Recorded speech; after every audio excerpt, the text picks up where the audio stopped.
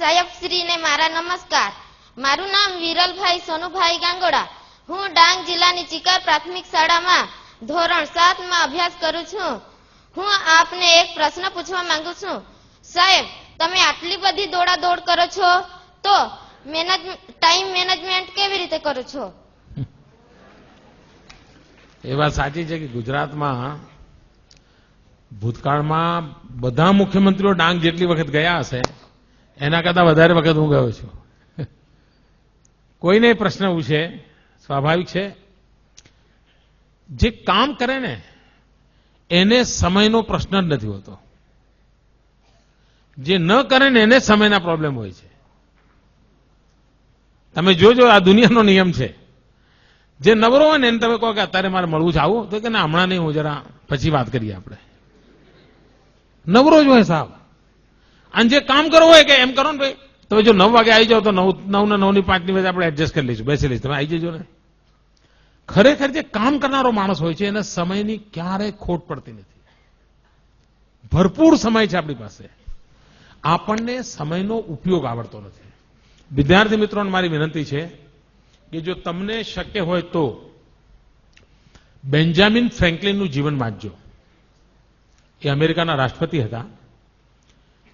આમ તો જીવન ચરિત્રો વાંચવા જોઈએ, પણ એમના જીવન ચરિત્રના અંદર વિશેષતા છે. એમને પોતાને શું થતું, કામ બહુ કરે પણ લોકો ફરિયાદ કરે કે તમે આ નથી કરતા, તમે મળતા નથી, તમે. એટલે પછી એમને થયું કે હાડું આટલું બધી મહેનત કરું તો એમ મને તો ફરિયાદો જ આવ્યા કરે છે. એટલે એમણે અભ્યાસ ચાલુ કર્યો પોતાનો અને એક ડાયરી બનાવી અને એમાં એમણે લખ્યું, ભાઈ કરવા જેવા કામો કેટલા કર્યા, ન કરવા જેવા કામો કેટલા કર્યા, ન કરું તો ચાલે એવા કામ કેટલા કર્યા, કરીએ તો એ ઠીક ને ના કરીએ તો ઠીક એવા કામ કેટલા કર્યા. અને પછી ટીકમાર્ક કરવા માંડ્યા. સોમવારે જેટલા કામ કર્યા બધું ટીકમાર્ક કરે. અઠવાડિયા પછી એમણે જોયું કે કરવા જેવા કામ ઓછામાં ઓછા કર્યા હતા અને ન કરું તો ચાલે એવા બધા જ કર્યા હતા. કારણ આપણને જ ખબર નથી હોતી કે હું આ ન કરું તો ચાલે, ભાઈ પછી કરી જવાય તો ને. પણ આપણે નક્કી નથી કરતા, પ્રાયોરિટી નક્કી નથી કરતા. અને આ જો સહેજ આપણે ટેવ પાડી દઈએ કે કરવા જેવા કામોમાં કોઈ કોમ્પ્રોમાઇઝ નહીં, તો તમે જોજો તમારા બધો સમય ઉપજાઉ થઈ જશે.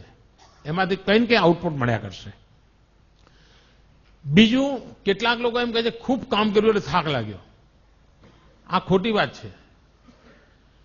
ખૂબ કામ કરો એટલે થાક જ ના લાગે. ખૂબ કામ કરો એટલે સંતોષ થાય. તમને સાહેબે હોમવર્ક આપ્યું હોય, વધારે આપ્યું હોય, પણ જો પૂરું કરો એટલે કેવું હાશ એવું થાય છે કે નહીં? આ સત્ય છે. અને બાકી હોય તો મમ્મી હું દૂધ લેવા નહીં જાઉં, મારું લેસન બાકી છે. મમ્મી હું નાના બહેન નહીં રમાડું, મારું દૂધ બાકી છે. અરે મમ્મી તું રેડિયો બંધ કરને, મારું લેસન બાકી. એવું ચાલે ને ઘરમાં? કારણ કામ બાકી છે. ખરેખર કામ કર્યાનો થાક હોતો જ નથી, કામ કર્યાનો સંતોષ હોય છે. અને જીવનમાં તમે જોજો, કોઈ દિવસ કામનો થાક લાગે જ નહીં. આ ખોટું ભ્રમ છે. બહુ કામ છે, થાકી ગયો. કાં તો પછી તમે ન કરવાના બધું કરતા હો તો થાકી જતા હો. અને તેથી સમયનો ઉપયોગ કેવી રીતે કરવો, સમય બરબાદ ન થાય એના તરફ આપણું ધ્યાન હોવું જોઈએ. મને યાદ છે એકવાર હું કેકા શાસ્ત્રીજી, તમે નામ સાંભળ્યું હશે, બહુ જ મોટા આ રાજ્યના ખૂબ મોટા વિદ્વાન, એમની સાથે એકવાર હું પ્રવાસમાં ગયેલો અને લગભગ 10 દિવસનો મારો પ્રવાસ હતો. અને મને એમ કે આ વડીલની સેવા કરવાનો મને અવસર મળ્યો છે, એમની સેવા કરું. એ વખતે એમની ઉંમર લગભગ 85-90 ની આસપાસ તો હશે. એ ગુજરી ગયા હતા, એમની ઉંમર 102 વર્ષ હતી અને આપણે એમની શતાબ્દી ઉજવી હતી. એમણે 250 કરતા વધારે ગ્રંથો લખેલા હતા. તો મેં એમને 10 દિવસ બરાબર ઓબ્ઝર્વ કર્યા. તમને આશ્ચર્ય થશે, એમણે શબ્દકોશ લખ્યો છે, ગુજરાતી શબ્દકોશ. માનો કે રેલવે ફાટક હોય અને રેલવે ફાટકમાં અમારી ગાડી ઉભી રહી હોય તો આપણે શું કરીએ? ઉભા રહીને નીચે લટાર મારીએ, યા ત્યાં સિંગ ચણાની લારી હોય તો ત્યાં જઈએ, ક્યાંક ટમેટા મળતા હોય તો એ જઈએ, એવું બધું કરીએ ને. મેં જોયું કે જેવી બસ ઉભી રહી નથી કે પોતાના થેલામાં ચોપડો કાઢ્યો નથી, તરત આમ લખવાનું ચાલુ જ કરી દે અને ફરી પાછી ફાટક ખુલે અને બસ ચાલે પછી અમને મૂકી દે.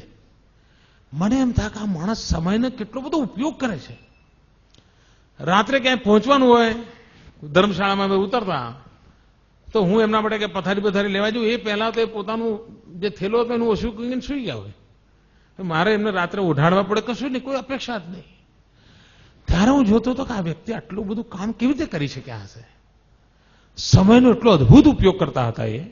મેં એટલા આમ અને બારીકાઈથી મેં જોયું છે ને, અને મને તાજ્જુબ હતું. અને એમના જીવનક્રમની અંદર પૂજા પાઠ, લેખન, વાંચન, આ ચીજમાં કોઈ એક મિનિટનો ફરક નહોતો પડતો. અને 10 દિવસનું એટલું હેક્ટિક શેડ્યુલ હતું. એ ઘરે રહીને જેટલા કામ પૂરા કરતા હતા એટલા જ કામ એમણે પ્રવાસમાં પણ પૂરા કર્યા. એટલે મારા મન પર એની અસર હતી. અને 85-90 વર્ષની ઉંમર, આપણા ઘરમાં આપણા દાદાજી 85-90 વર્ષના હોય તો શું કરતા હોય તમને ખબર છે ને? આ 85-90 વર્ષની ઉંમરે અને 103 વર્ષ જીવ્યા. જીવનને કેટલું પરફેક્ટ એમણે રાખ્યું હશે એનો તમે અંદાજ કરી શકો છો. તો સમયનો સદુપયોગ આ મંત્ર લઈને જો ચાલીએ, કરવા જેવા કામોને પૂરા કરવાનો આગ્રહ રાખીએ, કામમાં આનંદનો ભાવ અનુભવીએ તો આપણને ચોક્કસ પરિણામ મળે.